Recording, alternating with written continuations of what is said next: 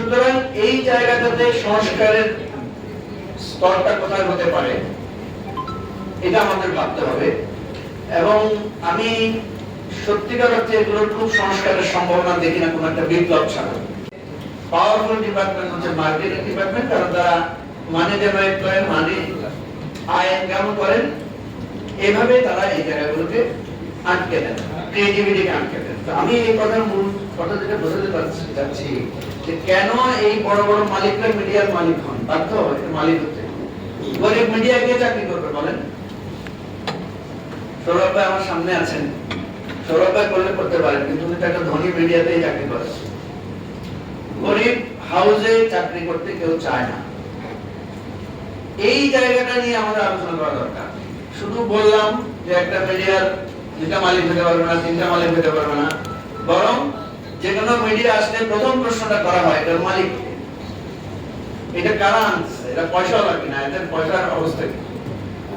সুতরাং এই জায়গাটাতে সংস্কারের স্তরটা কোথায় হতে পারে এটা আমাদের ভাবতে হবে।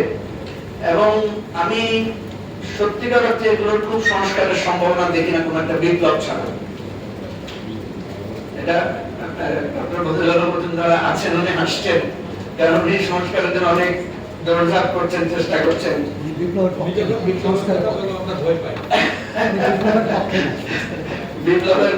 বিপ্লব তো সৃষ্টির উন্মাদনা, এখানে আরো বিভিন্ন বিপ্লবী লোকেরা আছেন।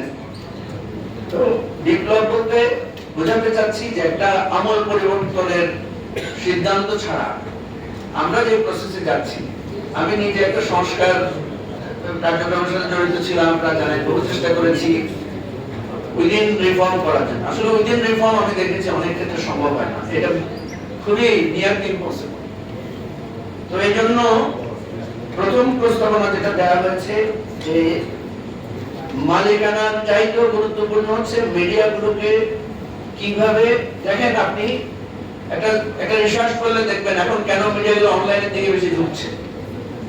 একটাই কারণ, মনিটরিং রিটার্নটা অনলাইনে ভালো, যার কারণে টেলিভিশন গুলোর মধ্যেও কিন্তু এখন ডিপার্টমেন্ট আকারে আস্তে আস্তে দেখা যাচ্ছে যে মাল্টিমিডিয়া সাইটটা গুরুত্বপূর্ণ হয়ে যাচ্ছে। দ্বিতীয় যে পয়েন্টটা এসেছে, ঠিক আছে আচ্ছা সংক্ষেপে করে ফেলি। আরেকটি কথা বলে শেষ করি, অনেকগুলো কথা বলার ছিল। আমাদের যে সাংবাদিকদের সুরক্ষা বা গণমাধ্যম কর্মীদের সুরক্ষার বিষয়ে যেটা দরকার, সেটা হচ্ছে আমাদের যে অ্যাসোসিয়েশন গুলো, বিএফইউজে বা এই ধরনের যে প্রতিষ্ঠান বা প্রেস ক্লাব, এর বাইরে যেটা আছে, ধরেন আমাদের সংবিধানে যে 39 অনুচ্ছেদে গণমাধ্যম কর্মীদের যে সুরক্ষার কথাগুলো বলা হয়েছে এবং সুরক্ষা যারা দেখভাল করেন, এই সমস্ত প্রতিষ্ঠানগুলো এগুলো প্রপারলি কেন আমাদের সঠিক কাজটা করতে পারে না। আমি একজন সাংবাদিকের সাথে একবার মির্জা ফখরুল ইসলাম আলমগীরের কাছে গিয়েছিলাম। তো ওই সাংবাদিক নেতা গিয়েছেন ওনাকে বলার জন্য যে ওনাদের একটা ইন্টারনাল মিটিং এ, ওনাদের একটা সাংবাদিকতা প্রোগ্রামে মির্জা ফখরুল সাহেবকে চিফ গেস্ট করতে চান। তো ফখরুল ভাই খুব বকাঝকা করলেন যে আপনাদের সাংবাদিকদের প্রোগ্রামে আমরা কেন যাবো, আমরা একটা দলীয় রাজনীতি করি, দলের প্রধান, আপনারা আমাদেরকে টানেন কেন। উনি আধা ঘন্টা ওই সাংবাদিক নেতাকে বকাঝকা করলেন। আধা ঘন্টা পরে বাধ্য হয়ে উনি প্রধান অতিথি হিসেবে রাজি হলেন। তো এগুলো হচ্ছে আমাদের সমস্যা। এই সমস্যার সমাধান, আমি আবারও বলছি, সমাধানের জন্য একটা সার্বিক প্রস্তাবনা রাখবেন। আপনার বিএফএস নেতাদের বেশিরভাগই দেখা যাচ্ছে তারা ওয়ার্কিং জার্নালিস্ট না, হয়তো ছিলেন সাবেক সাংবাদিক। তো এই কারণে যেটা আমরা বলি যে ছাত্র রাজনীতিতে যদি ছাত্ররা নেতা না থাকে তাহলে সে ছাত্রের সমস্যা কিভাবে বুঝবে।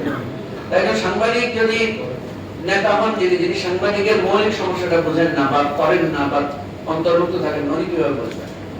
যার কারণে আমাদের এই সাংবাদিকদের সুরক্ষা, কাঠামো ইত্যাদি সবসময় এটা থ্রেটেনিং এর মধ্যে পড়ে। তারপরেও আমরা বলবো যে হতাশার কিছু নাই, আশাবাদিতা হতে হবে এবং এই আলোচনা জারি রাখতে হবে। এটাই একটা বিপ্লবের ক্ষেত্র তৈরি করবে। সবাইকে ধন্যবাদ।